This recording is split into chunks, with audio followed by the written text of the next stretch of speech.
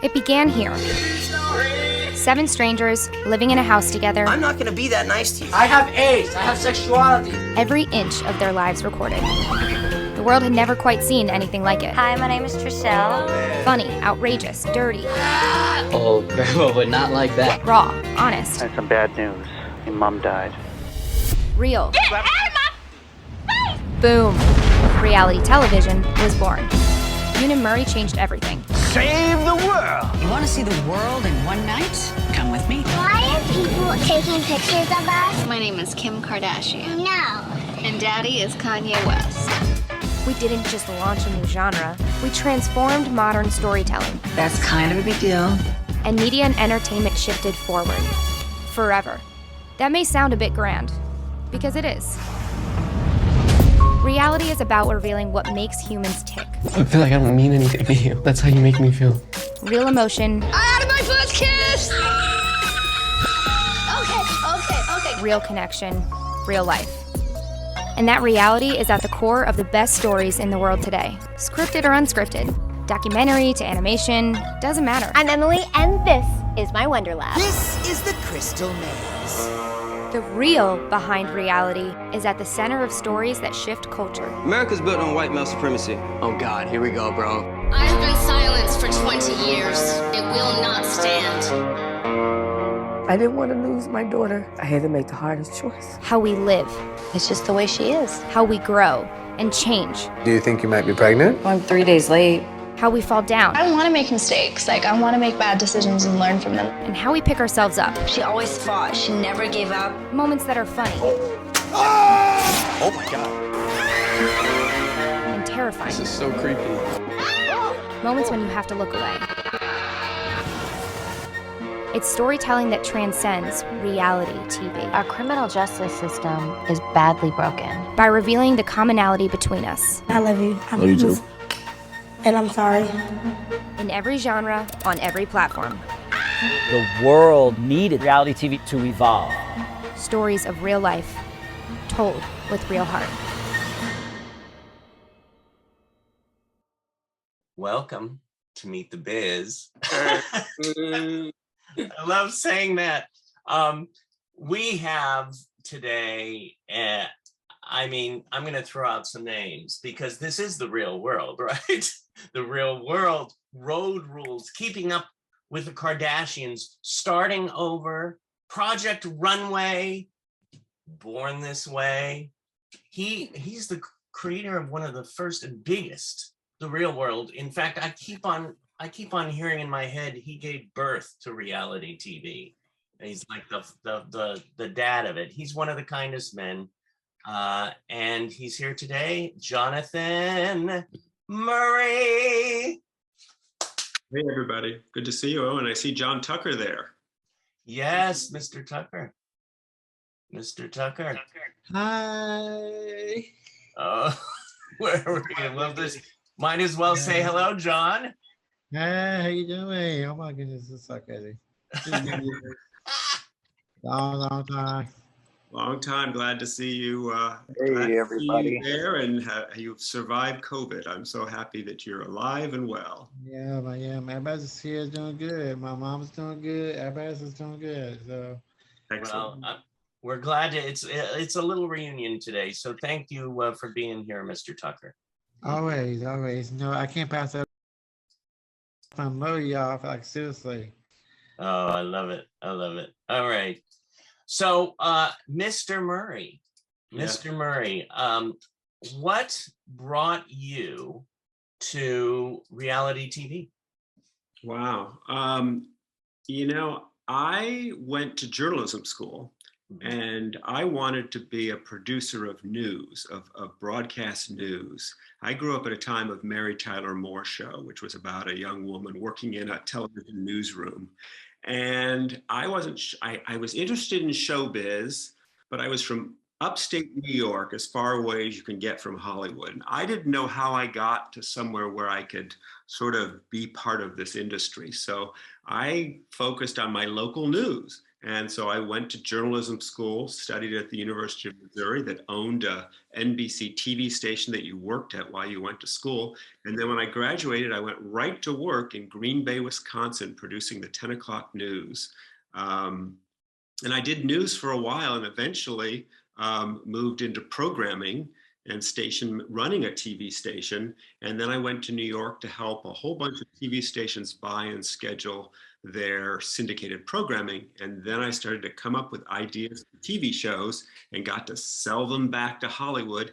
And then finally, one of the TV shows, I actually had to go to Hollywood to produce it. And so finally, it was a long way going from Green Bay to Atlanta to Cleveland to Rochester to New York. But finally, I got to Hollywood. Oh, I love that. I love that. And now, when you got to Hollywood, what was the first explosion for you? What was that first big break, you could say? Well, like a lot of stories, there wasn't a first big break. I mean, we produced this pilot called Crime Diaries, which was sort of a little like what Law and Order is today. It followed a group of fictitious detectives, but the crimes were based on real crimes. Right. And so I was partnered with Mary Ellis Bunham, who had worked in soap operas, and we shot a pilot for this show called Crime Diaries. It did not get picked up by enough stations, so it didn't go forward, but we loved working together, and we loved blending my news and documentary background and her soap scripted background. And you can see how that might create something called reality TV. And we started playing with these ideas, trying to put people together in different ways to try and tell stories. But it was almost 5 years before we got a call from MTV to help them develop a scripted soap opera about young people starting out their lives. Right. And when that scripted soap opera proved too expensive for them, we pitched The Real World. We pitched, let's take 7 people from different walks of lives, put them in a house together, you'll get conflict. Out of that conflict, you'll get growth, and that growth will be our story arc. And that was the pitch that changed my life. Yeah. And, and unleashed reality TV on all of us. Yeah, it's amazing listening to your process of that, because I love to make soups. Yeah, in fact, how they say on Seinfeld, the soup Nazi, I'm the soup Jew. But I love how you can just throw stuff together, 2 different kinds and make this amazing creation, which has been so successful to you. Do you have like a favorite or an episode of any of your shows that first comes to mind? It doesn't have to be a favorite, but and what is that and why? Wow, that's a good question. Well, certainly the 3rd season of The Real World, when we introduced a young man named Pedro Zamora, who was HIV positive and who was, and really educated young people who watched the show about HIV and AIDS. Yeah. It was just a very powerful experience for all of us to get to tell Pedro's story and to see the impact of telling his story. And I tell you, it wasn't until Born This Way that I could top that first experience. Right.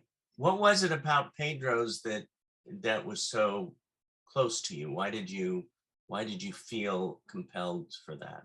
Well, when we decided to take the series to San Francisco, we knew, and that was 1994, and AIDS was at its peak, and there was yet no magical cocktail of drugs that could save people's lives. So it was a big issue facing young people, and lots of people.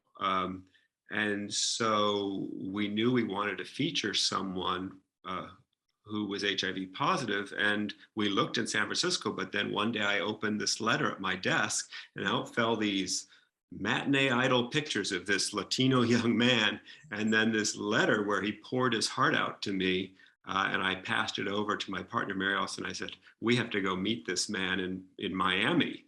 And when we did, we just fell in love with him and his story. And he wanted a chance, not only to educate people, but he just wanted to go to San Francisco and have an opportunity to meet someone and fall in love. Yeah. So it was really an incredible experience. And then, sadly, he passed away the same night that the final episode of that season aired.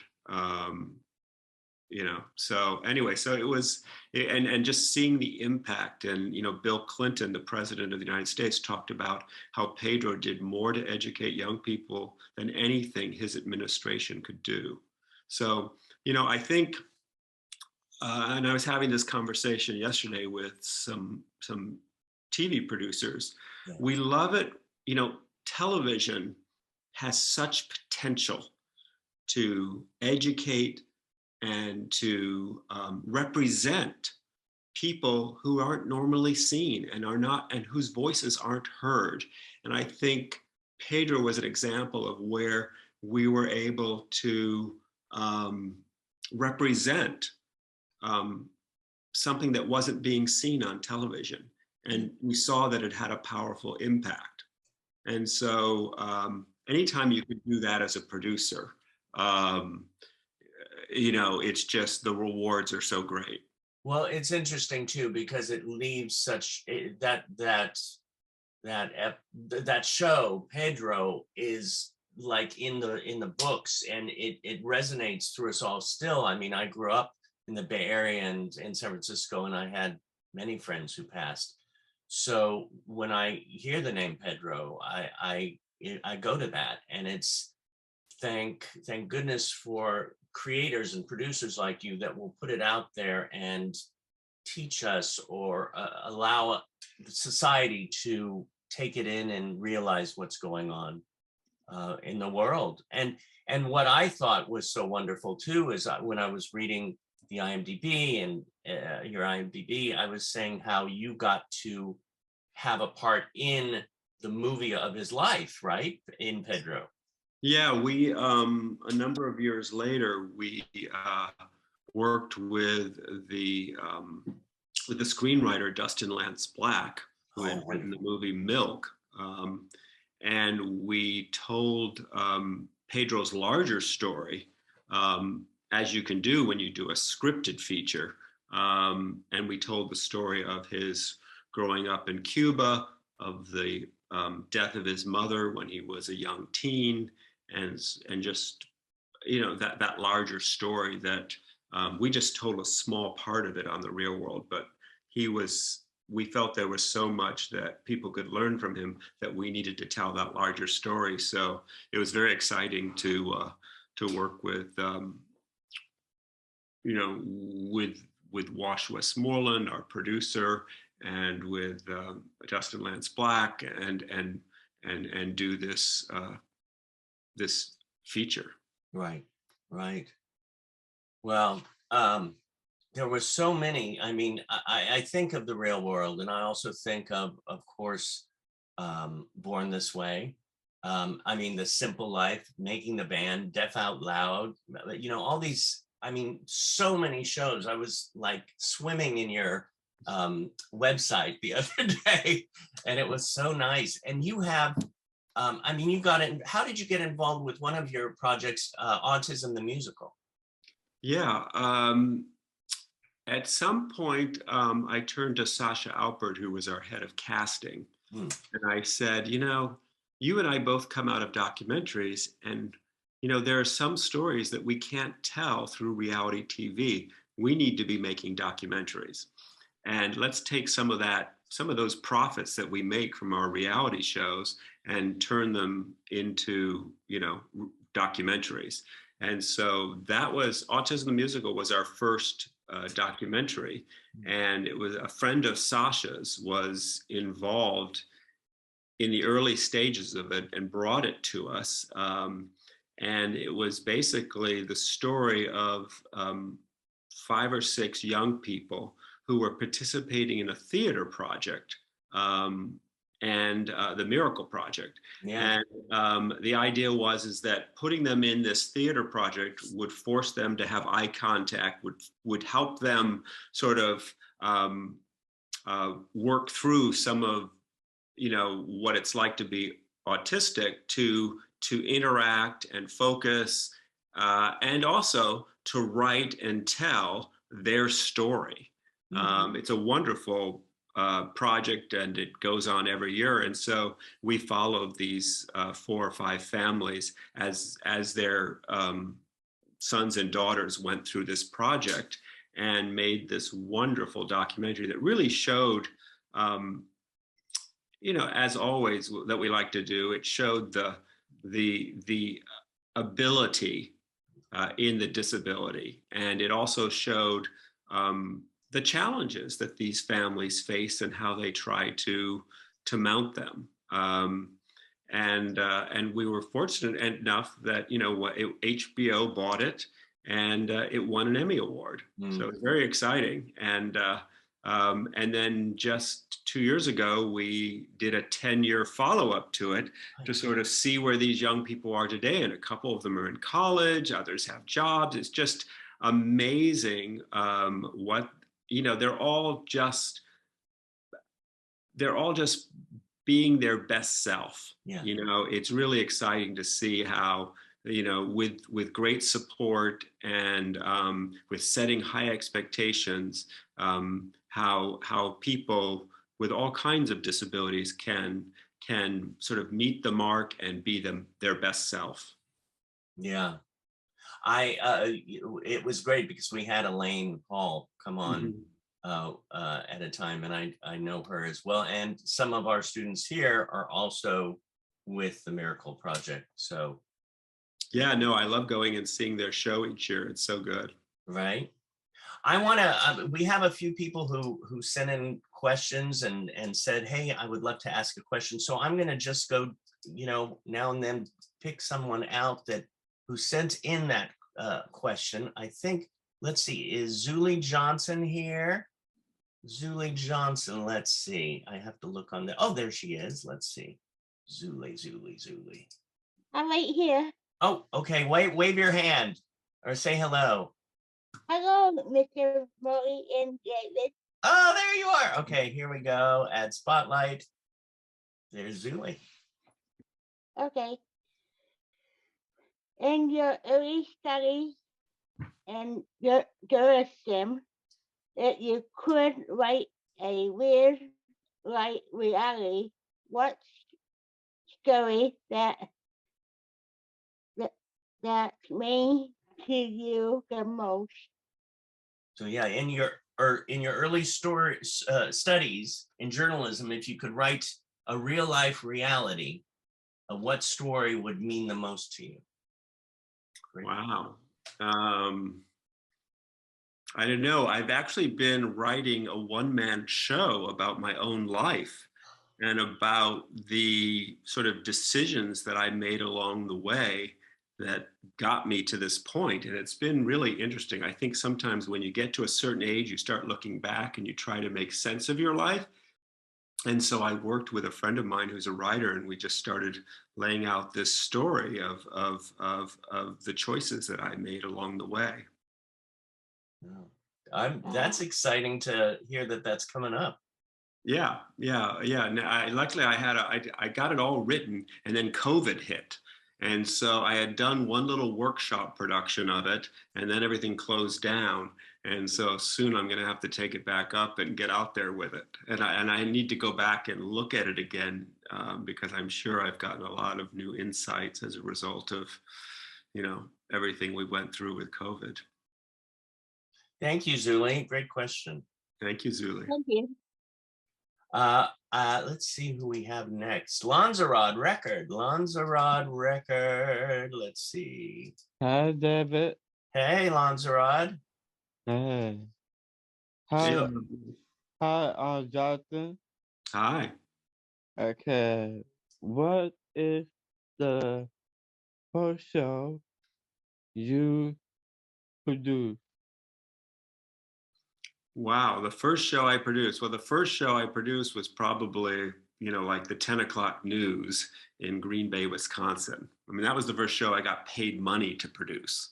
I had made some little films when I was, a teenager. I would make these little Super 8 movies, and I'd put a Jonathan Murray production, directed by Jonathan Murray, produced by Jonathan Murray, starring Jonathan Murray. I think a lot of us have done that.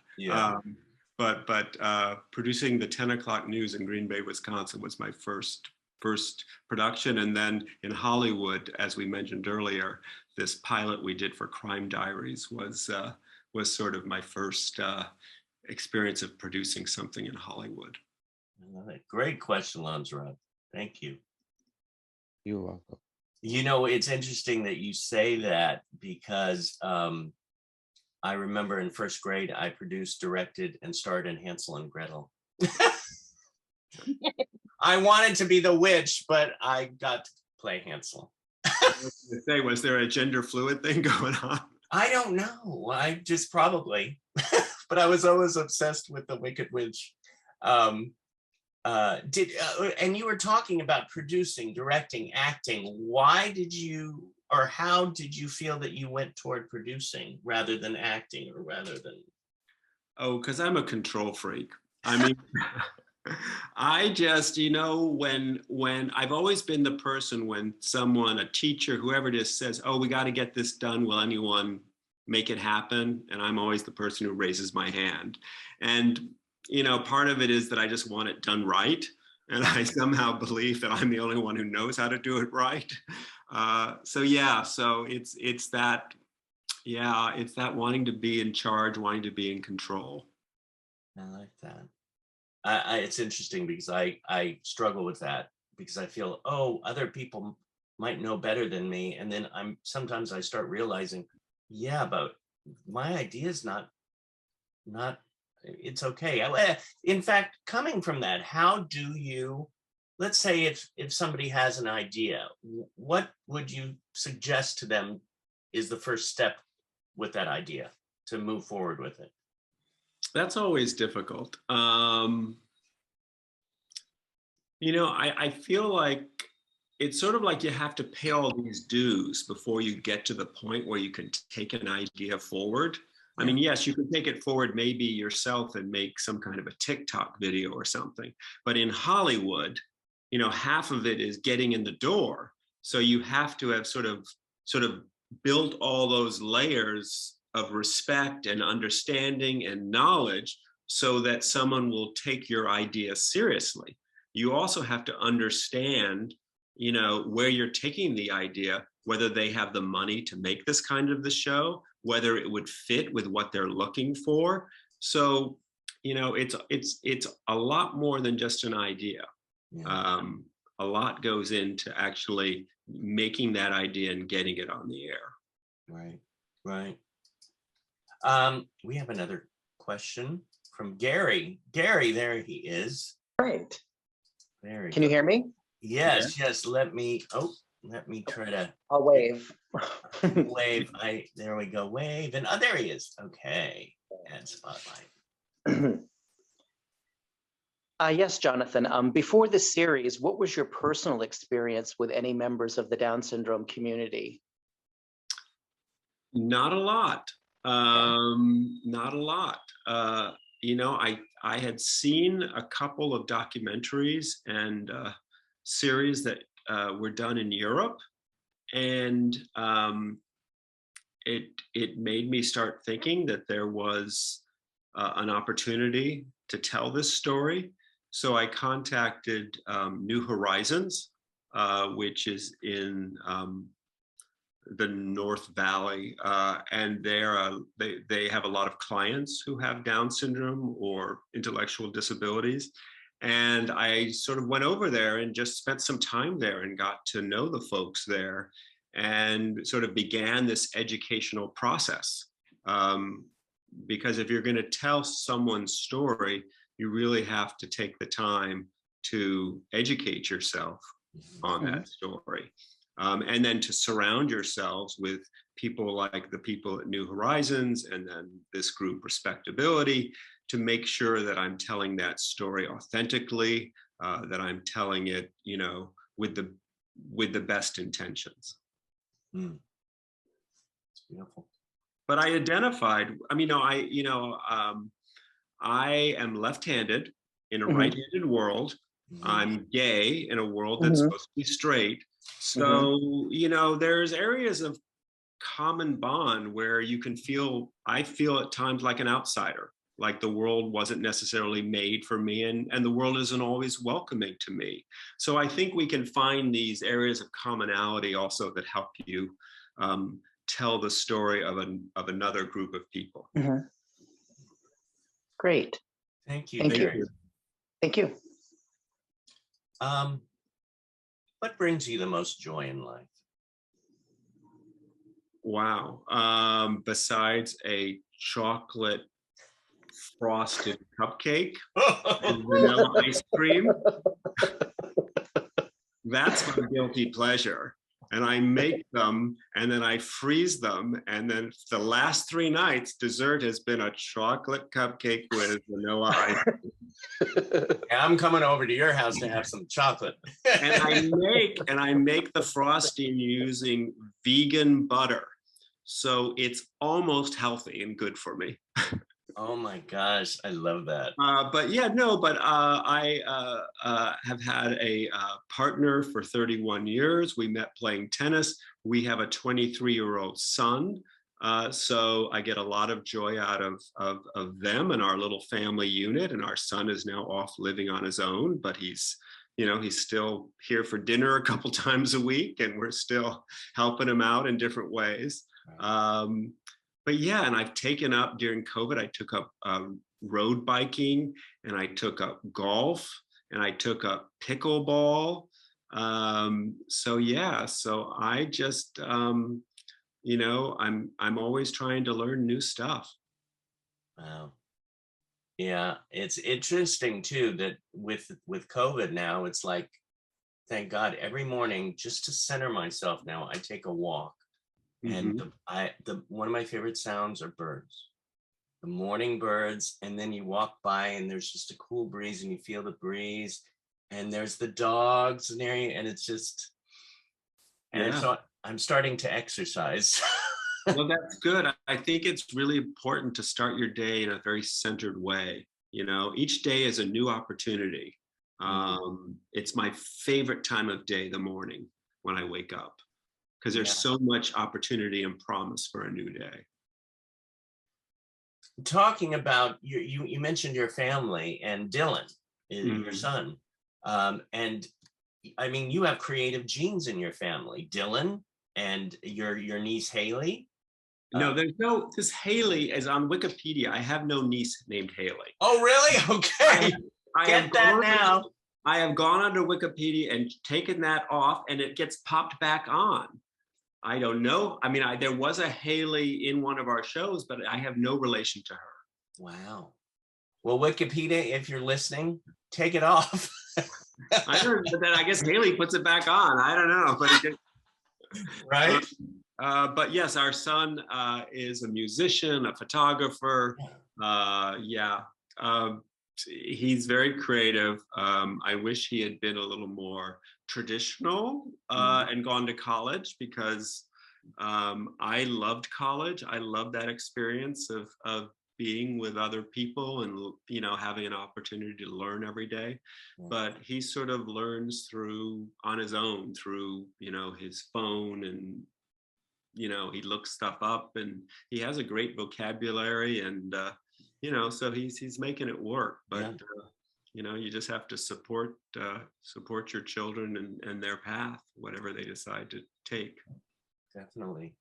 When you were saying going to college, I relate to that, because sometimes people think, oh, right when I get out of high school, or I've got to get to Hollywood right away. But I'm so glad that I took that time to take those few years in college. Yeah, no, and there's that opportunity with college and with, you know, with programs like yours, where you meet other people with shared passions, and then maybe you develop something with them. So to me, that's what's also great. And that certainly happened for me, where I met other people with shared passions when I went to college. Right, right. Well, we have another question today. We have it from Mr. Mark Pulver. Mark Pulver. We'll ask to unmute. Hey, Mark. Yes. How you doing, Mr. Jonathan? Yeah, Mark Pulver. How you doing? I'm doing well. Yes, yeah, just very quickly, I watch all seasons of The Born This Way. I too have a disability called Living Life with Autism, the World Through My Eyes. I'm a huge advocate of people with disabilities and looking to follow suit, doing something similar to you, with as far as disabilities, doing some kind of a film, working with people with a disability. I'm from Miami, Florida originally, and now I'm living here in LA, and just wondering, do you ever think about doing some other kind of TV reality show work related to what you've done prior to Born This Way? Well, we did something called Born for Business, which followed young entrepreneurs who had different disabilities. One of them had anxiety. One of them had a chronic disease, lupus. One of them, Colette, had Down syndrome, and she has a cookie business in Boston. And then the other one, Chris, uses a wheelchair, and he is a concert promoter and has a concert business. So yeah, I mean, we just did that. It aired on Peacock, a streaming service, and it's really good. I mean, it's amazing. And what I like is that it ties into this idea that, and I didn't know this before, but there are so many entrepreneurs in the disability community, because sometimes the regular workplace doesn't work for them, so they create their own businesses. And these 4 people were great examples of 4 people with disabilities who had created their own business and their own way of, paying the bills. So fantastic. It's an honor and privilege to get to meet you and talk to you face to face, with this brand new technology during a COVID. It really is. I'm definitely honored. I just can't tell you how much honored I am to really meet and know who you are as a film producer of people with disabilities, really. Thank you. Thank you, Mark. Thank you. Talking about creating a show, how long, and this was brought up in one of the questions too, how long did it take you to create The Real World? How many years? Or Oh, well, it generally takes, from the moment you have the idea, there's usually, you take a couple months normally developing it, maybe creating a sizzle tape, creating your pitch, and then you go into the network and pitch the show. Mm-hmm. And then it can take, several weeks to a couple months for them to order it. And then usually you have to then do more development, a pilot perhaps. And so it's, you may not, the whole process of actually getting on the air may take a couple years from when you first have that idea. In the case of The Real World, we had been working with MTV on a scripted show about young people starting out their lives. Mm-hmm. So and we'd spent about 3 months on that. And when that didn't go forward, then we pitched the idea of an unscripted show, and they answered that very quickly, and we were in production on a pilot within a couple months. But then after we did the pilot, even though it tested very well and everyone loved it at the network, they took about 9 months before they actually picked up the series, and we got to make that. What is, about reality TV,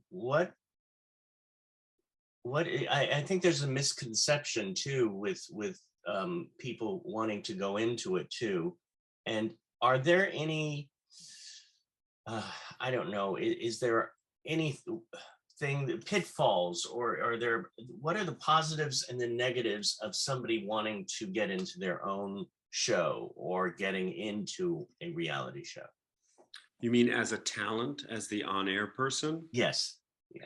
I think the best reality TV for me is where people are completely unfiltered and very honest about who they are. And, some of us actually, are really interesting in terms of what we do, how we live our lives. Others of us, maybe not so. We're maybe a little more buttoned down, a little more filtered, a little more careful.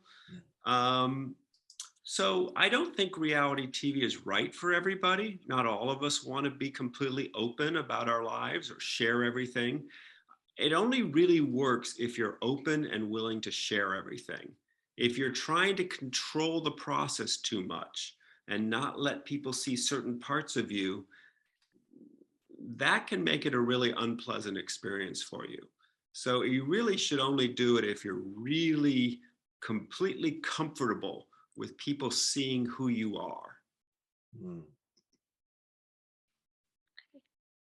It's a powerful message. We have Mr. and we say that we're cousins and family, yet we're not related at all. Mr. Luke Zimmerman. Thank you, Mr. Zimmerman. How you doing? Hi, Luke. Nice to see you. Hey, Sergeant. Quick question. How you pick Sean Tucker on Born This Way? How you cast him? How do we cast John Tucker on Born This Way? Yes. We met when we met a number of people who were at Performance Studios West, and we would sit down and we would have a conversation with them on camera, and John Tucker just lit up the camera. His personality, his warmth, his sense of humor, we just all fell in love with him and said he needs to be on this show. Well, I know Sean Tucker from After Mall. Right. Yeah, they were both on Love You More. But what about that? Thank you, Luke. What about that, John? What was your experience going in for the first time to audition for Born This Way? Let's see, we'll unmute you there. My goodness, I don't know. I think that because with me was different than the others because like Jonathan Murray said, with me and Eleanor, this is crazy because because Born This Way, when I started to audition for the show, this is a fun fact. I heard it from Jessica Morgan. Jessica Morgan was supposed to be on the show, but she had, I don't know what happened or whatever, but she had passed it. She was doing something else. And she told my mother and me that there was a audition for a TV pilot. And so I went in there and auditioned for it. And so it was cool. It was just like, okay, well, this is what I was made to be on the show. So, it was great though. But I have a question for Jonathan Murray. Is so a lot of my fans on TikTok, even BJ, whatever, they be asking me, would there be another Born This Way reboot or something like that? Like, and they be asking me a lot, even on Facebook or TikTok. They be asking me, we miss your show. When your show coming back on? Is there gonna be another Born This Way, a reboot? Because they love the show so much. Yeah, I'm not sure there will be. A&E, our network that carried us, moved on, and they're doing a different kind of programming now. So I don't expect them to be involved. Now, I think it would be fun, maybe in a few more years, sort of like we did with Autism, the musical, to come back and see how everyone's doing and do some kind of maybe documentary. But that's a possibility. But at the moment, and then I would have to have someone who wanted to buy that documentary. Right. Yeah. So, even if there isn't, I'm sure we'll find a way to all get together maybe on the 10th anniversary of it to have at least a fun get together and reunion. Well, thank you, John. That was great. It was such a good show that it made me and so many people that I know. I mean, every week, every time a new episode would come on, we would like run to the TV. So again, as people today have thanked you, I thank you for putting that out there and bringing the love. I mean, it was seeing family on TV. So thank you. Yeah, especially for you, because you knew a lot of the people. Right. We're real family in a way. But yeah, no, and I think we should all be really excited that since Born This Way, it feels like finally the networks, the streamers are becoming much more open to and more inclusive in their casting. Yeah. I feel like we're making progress. That's beautiful. Wow. A woman who just got a prenatal diagnosis of Down syndrome could watch this and see, oh my gosh, here's people that date. My son can get married. My child one day will have a job, will have meaningful relationships, and will have an amazing life. Not like,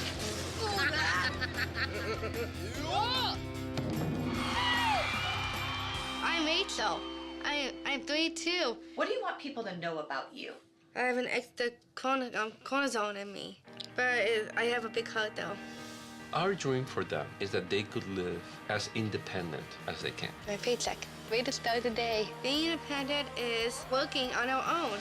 Hey, Kevin. You can make your life anything you want. Drinking beers? Yeah, cheers. My name is Steven. I'm 24 years old. I was born with mosaic Down syndrome. Online dating is the worst. She is as crazy as a lunatic.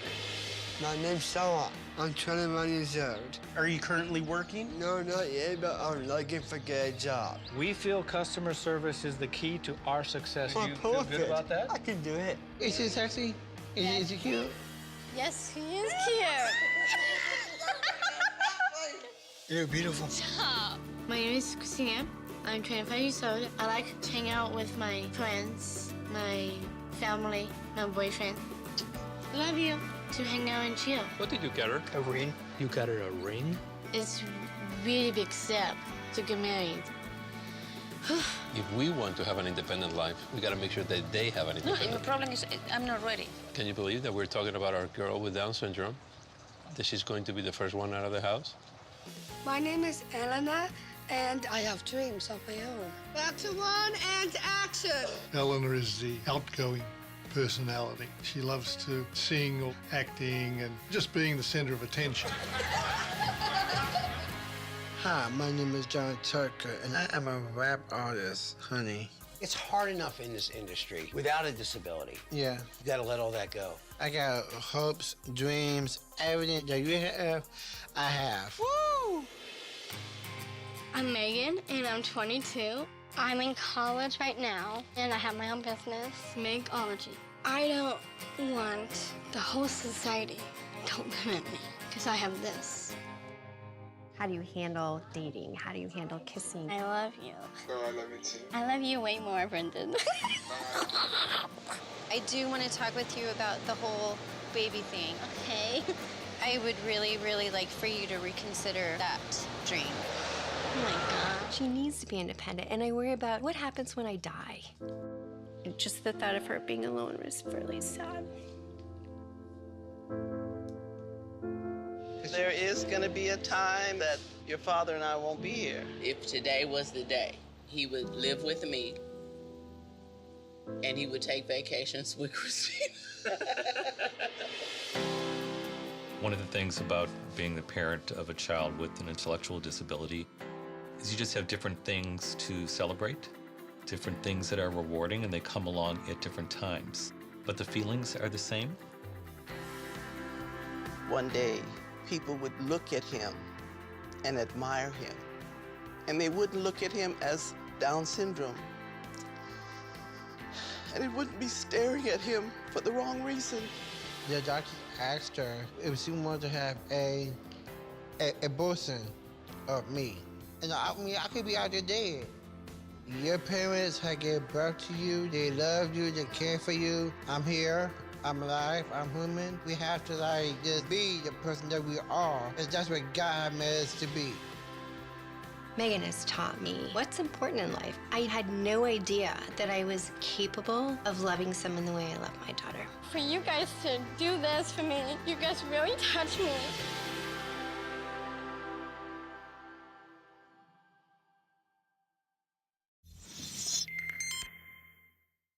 And thank you, Jonathan, so much.